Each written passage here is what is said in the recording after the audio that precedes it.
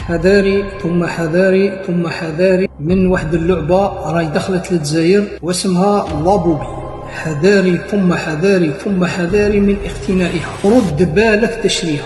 إذا اقتنيتها اعلم فأنك قد أدخلت شيطان إلى بيتك. أمورها أمور غامضة وكارثية، لا داعي لذكرها ولا تسألني لماذا، ولكن سوف ينكشف الأمر في القريب العاجل بإذن الله. ما هي إلا مخططات لتدمير الأمة الإسلامية، وعارفين باللي حنايا نتبعوا برك، ما نسألوا، ما نحبوا نفهموا، ما نطوروا في عقلنا، ما نحبوا نطوروا في عقلنا ولا حتى شيء.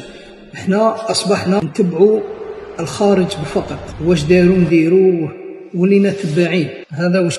لذا أحذركم حذاري من اللعبة هذه لابوبي، كي يعطيها لك باطل ما تديهاش، وإياك تدخلها دارك. أقسم بجلال الله أنك سوف تدخل شيطان إلى بيتك، خصوصا السلالة المباركة هي المقصودة أكثر بهذا التحذير. اللهم إني بلغت، اللهم فاشهد.